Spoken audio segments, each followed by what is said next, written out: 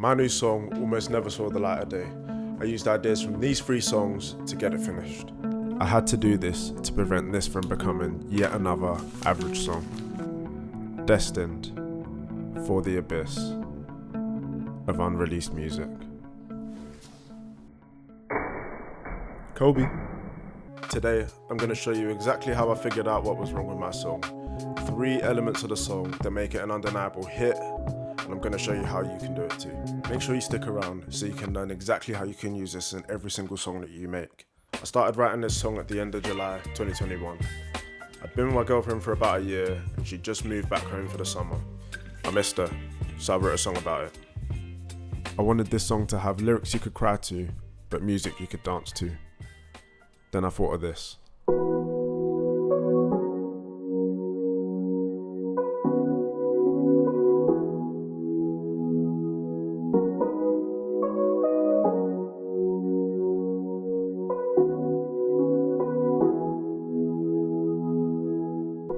These chords inspired me instantly.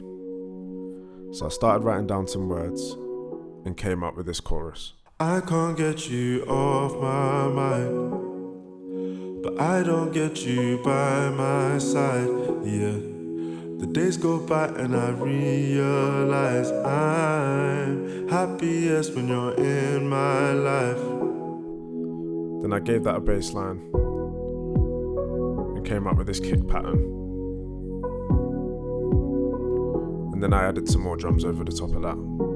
Realize I'm happiest when you're in my life. Finally, I added this organ. And that was it. I left it there. Yeah. The days go by and I realize I'm happiest when you're in my life. I pondered over this song idea for days. Days turned into weeks.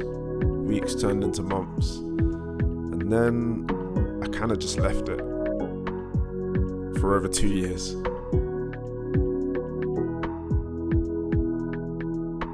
In this video, I talk about the mindset shift that happened that made me want to dig this song back out.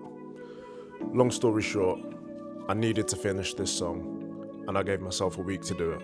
In this time, I needed to finish all the production changes to the song, record all of the vocals, mix it, and master it. With a week to do this, I had no time to waste. I hopped straight on YouTube to see if I could find any advice on how to make a good idea a great idea. Then I figured out what I needed to do. What I'm going to say next is vital to me finishing this song, and now I do it every single time I make one. I needed one of these.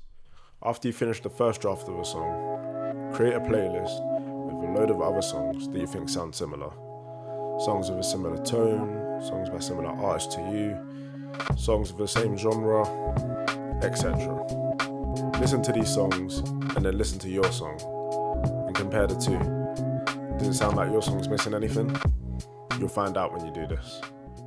And then it clicked. This song was missing energy. The first thing I did to try and address this was to get some more voices on the song. So I recorded a heap of backing vocals, and this is what I came up with for the chorus. I can't get you off my mind, but I don't get you by my side, yeah. The days go by and I realize I'm happiest when you're in my life. Those backing vocals added so much energy to the chorus, but I still felt like I needed to add some more backing vocals elsewhere in the song. And that's when I remembered Good Days by SZA. Jacob Collier lends his talents on this song and contributes an idea here that I needed to try for myself. Throughout the song, there are long, drawn-out voices that sound just like pads.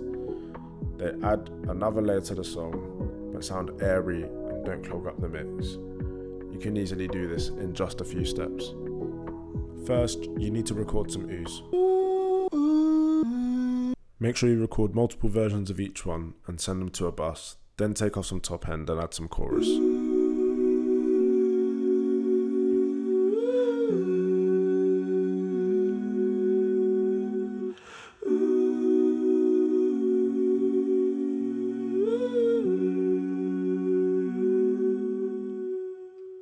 big issue for me on the original was the drums.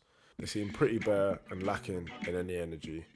I've really been enjoying Me and You by Thames since it came out. It's got the perfect mix between R&B and African music. This was the exact combination that I needed to take my song to the next level. So I took away most of the original drums. I added a whole heap of drums in their place, and in my opinion, these completely transformed the song.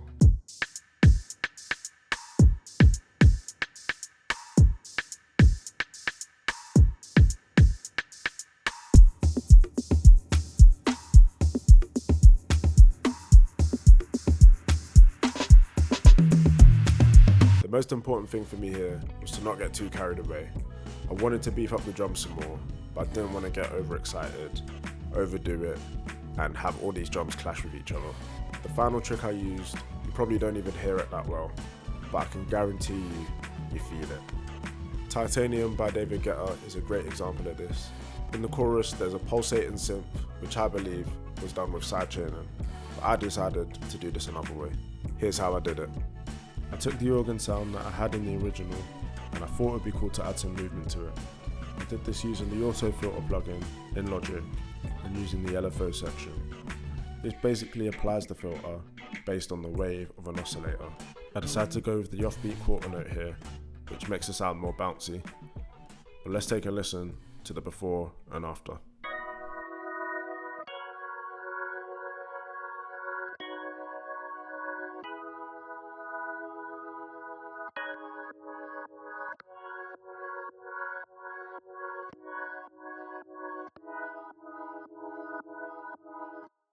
This is one of my favourite effects to use because it's so versatile, super subtle, and it makes you want to move. After all of that, I was super happy that this song was finished. Really happy with how it came out, and I'm glad that I pulled it back out the bag after 3 years and got it finished.